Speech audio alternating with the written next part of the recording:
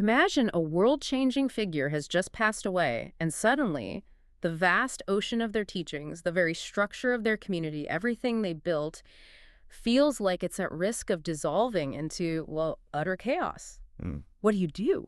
How do you ensure that incredible legacy endures, not just for a moment, but for generations? It's truly the defining moment for any movement, isn't it? That transition from the living teacher to the established tradition is where principles really have to solidify to prevent everything just falling apart. Absolutely. And today we're diving into one of the most pivotal moments in the history of a major world tradition, the First Buddhist Council. This was an extraordinary gathering convened pretty much immediately after the passing of Gautama Buddha. Right. And our deep dive today is based entirely on this ancient text, the Pañcasatikakkhandaka, which you find inside the Vinaya Pitaka. That's the foundational collection of monastic rules and discipline. So, our mission for you today is to truly uncover the whole story of this critical event. We'll explore the immediate challenges the early Buddhist community faced, the remarkable decisions they made to preserve their tradition, and yeah, even the very human drama that unfolded behind the scenes. Definitely. This isn't just like dry history. It's more like a blueprint for how a legacy, really any legacy, gets meticulously protected and passed down through time. So let's get into it. What was the spark, the catalyst? Well, the immediate catalyst was the profound impact of the Buddha's passing itself. The text tells us Mahakassapa, a very senior monk, was traveling from Pava to Kusinara with about 500 bhikkhus. And on the road, he bumps into an ascetic. Exactly, carrying a mandarava flower. Mahakassapa asks him, do you know our teacher? And the ascetic just delivers this devastating news.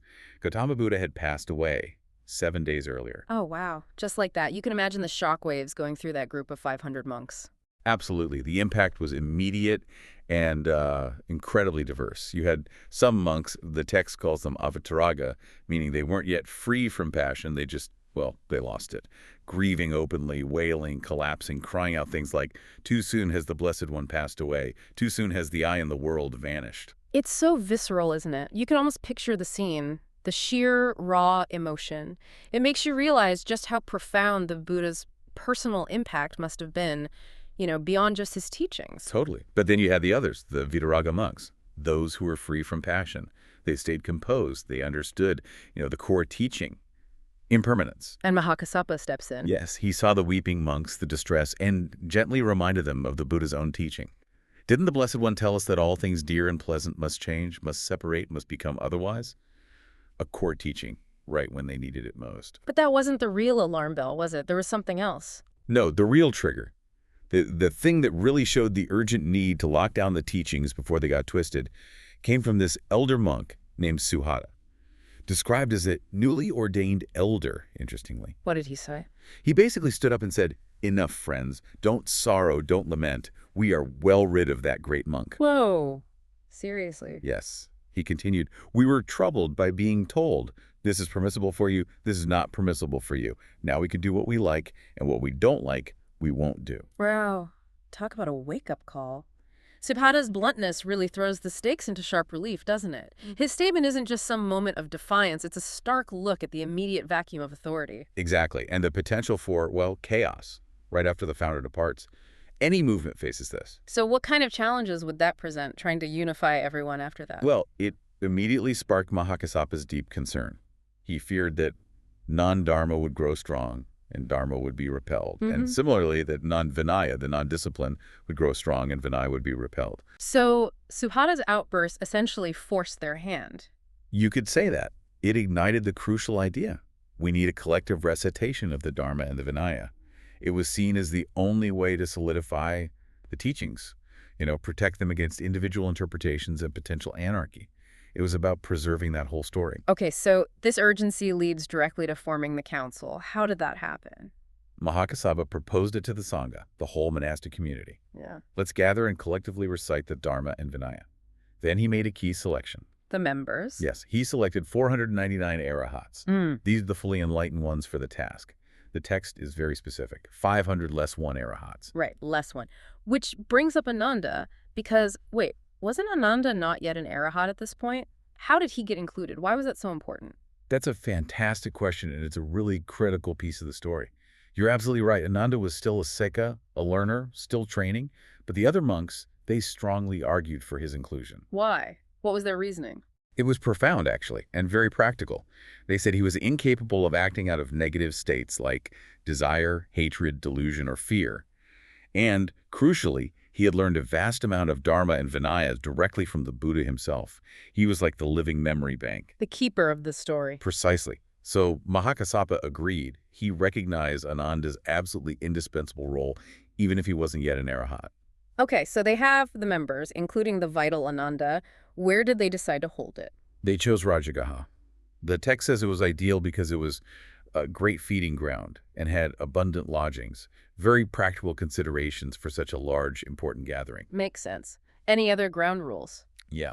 They also decided that no other monks outside the chosen 500 should stay in Rajagaha during the council to ensure complete focus, And they didn't just dive straight into reciting texts, did they? There was something about repairs. That's right. It's a fascinating detail. The first month of the 3-month retreat, the Vasa, was dedicated entirely to Kantiofilopesakore, basically, repairing dilapidated buildings and structures, fixing things up. Why do that first? It really highlights something universal, I think. For any enduring institution, it wasn't just about abstract ideas or texts.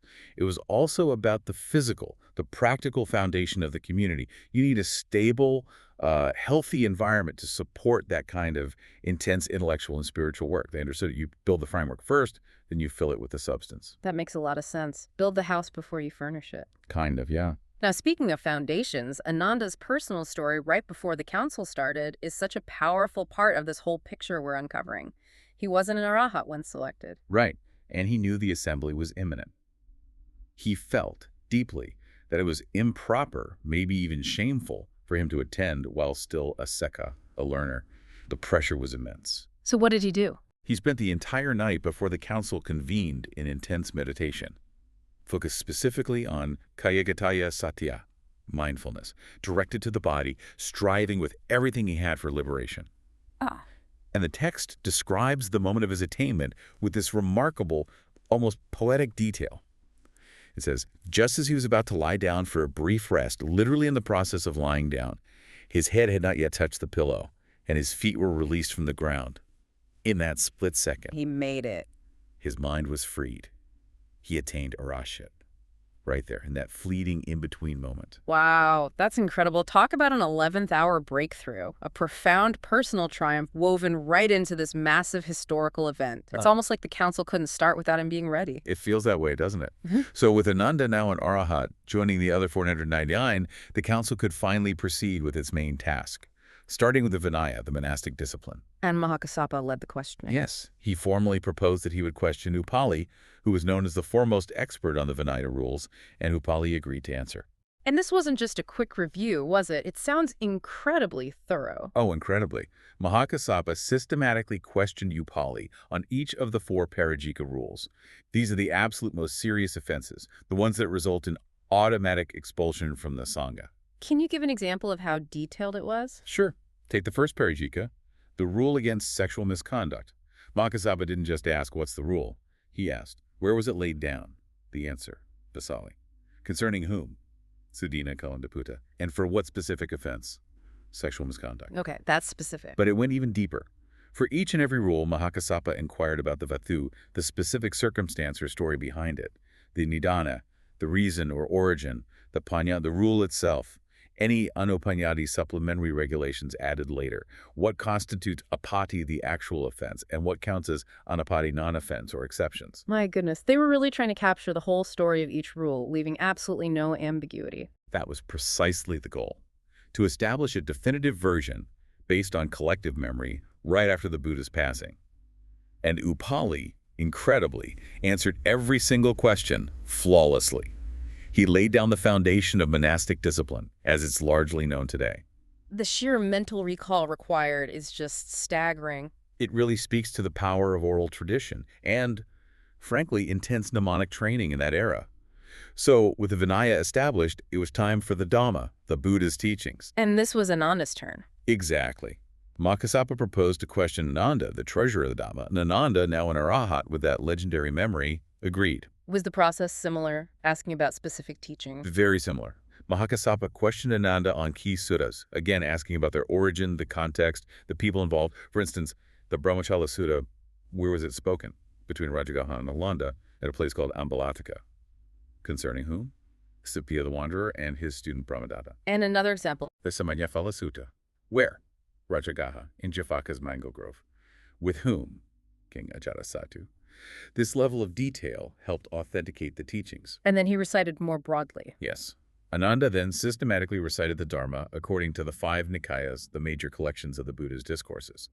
This monumental effort ensured that the full breadth of the teachings as he had heard them was brought forth and collectively affirmed. This formed the basis of the Sutta Pitaka.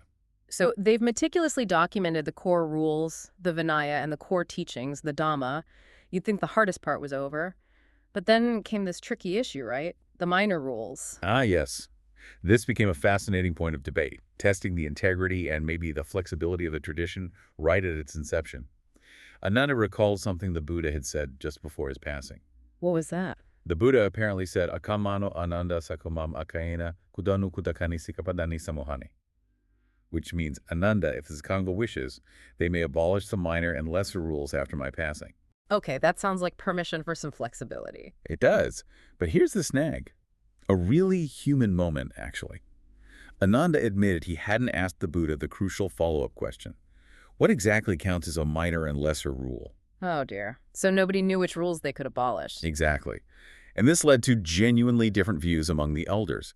Some monks suggested minor meant everything except the 4 really serious parajikas. Others argued, no, it excludes the parajikas and the next category, the sanghadasisas. Yet others had even stricter interpretations. So this wasn't just a procedural thing. It reflects that universal challenge, doesn't it? How do you balance respecting the original teachings with the practical need for interpretation and adaptation as time goes on? Absolutely. It's that timeless tension. Integrity versus flexibility. That decision they made not to abolish any rules sounds incredibly conservative, though. Was there any pushback? Did some monks want more leeway, or was Mahakasapa's reasoning just instantly persuasive? It seems Mahakasapa's very pragmatic argument really carried the day.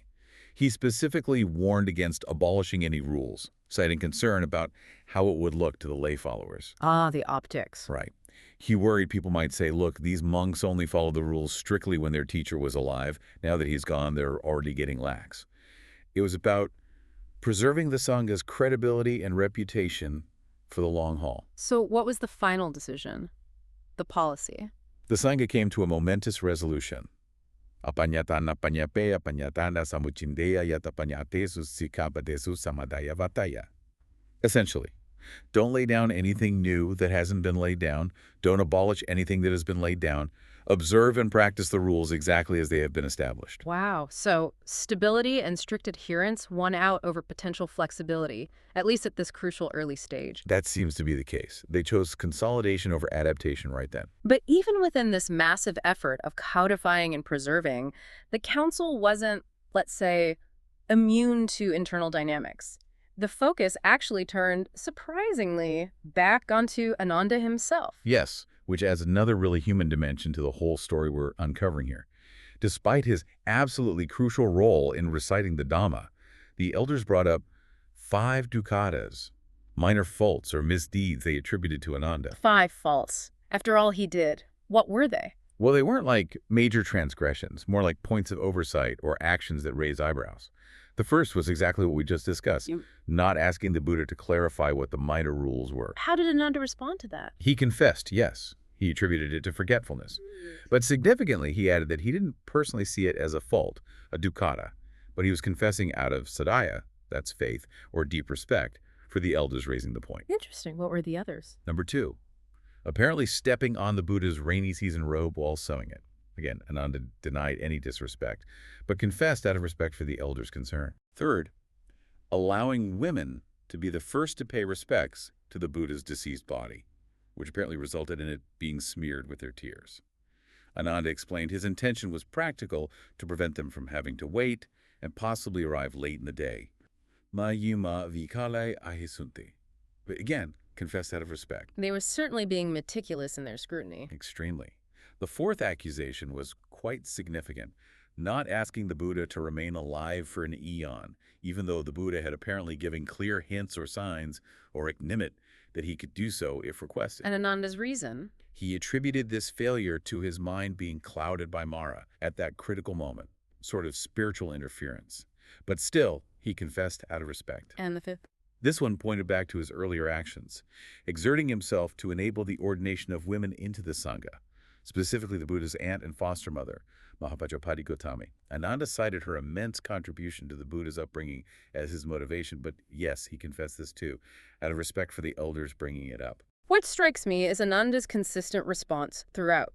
He keeps saying essentially, I don't actually think I did anything wrong here, but out of faith and respect for you, my elders, I confess. Exactly. Apikais mantana sadeya de semita dukaranti. It's a remarkable display of humility, isn't it?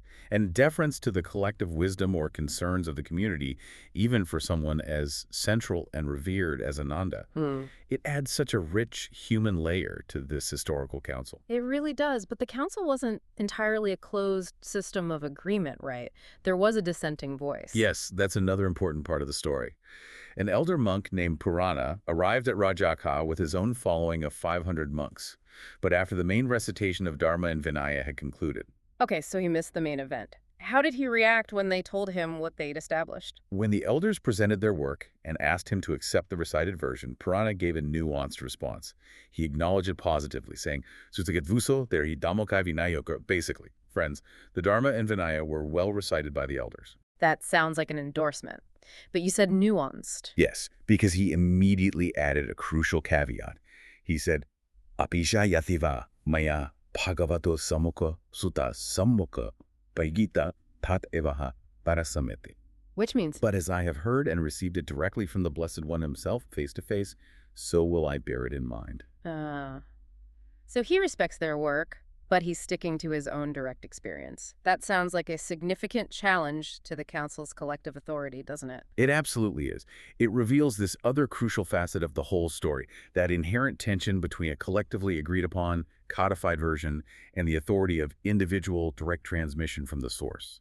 It suggests that while the council's work was respected, for some, that personal connection and memory remained paramount.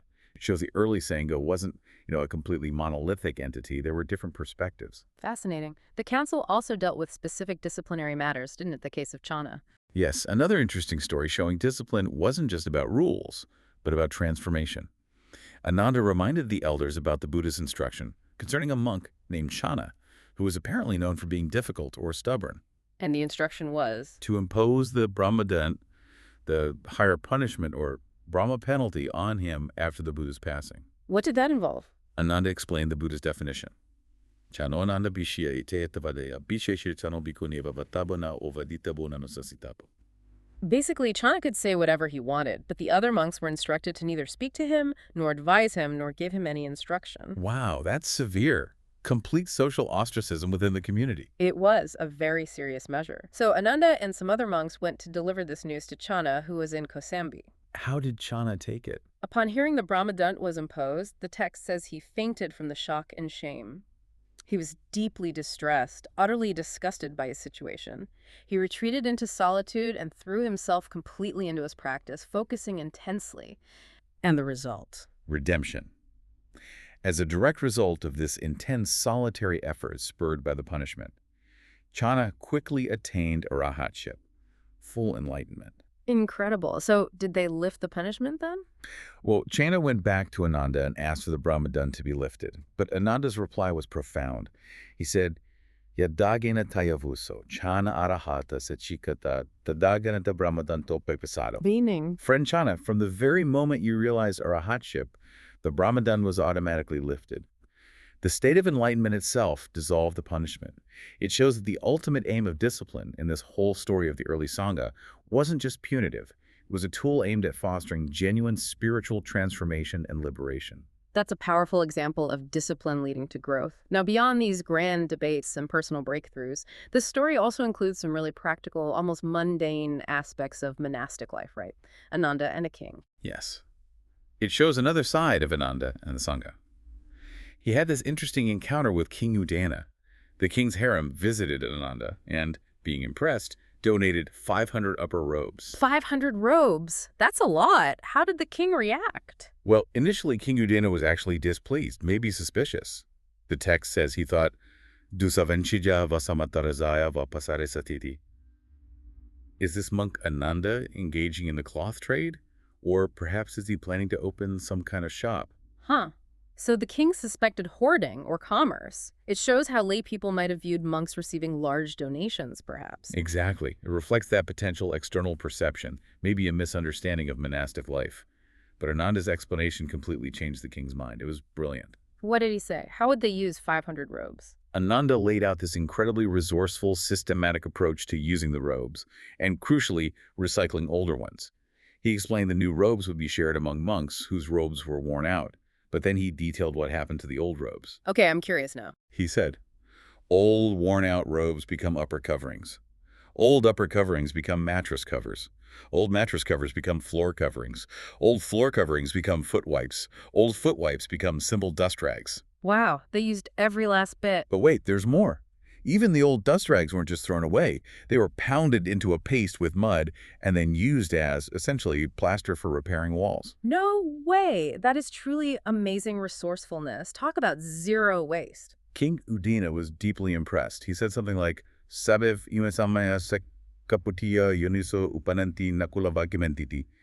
Truly, these Sakyan ascetics make proper use of everything. They don't let anything go to waste. And the outcome. The king was so impressed by this practical ethic of sustainability and non-waste that he immediately donated another 500 robes, bringing Ananda's total haul from that encounter to 1,000 robes. That's incredible. It illustrates such a practical, ethical dimension of the complete monastic story, this profound commitment to non-wastefulness long before sustainability became a buzzword we use today. Absolutely. It's a wonderful detail. And so, wrapping up the council itself, the Vinaya recitation, that foundational act, came to be called Pañcasati, Which means? of the 500.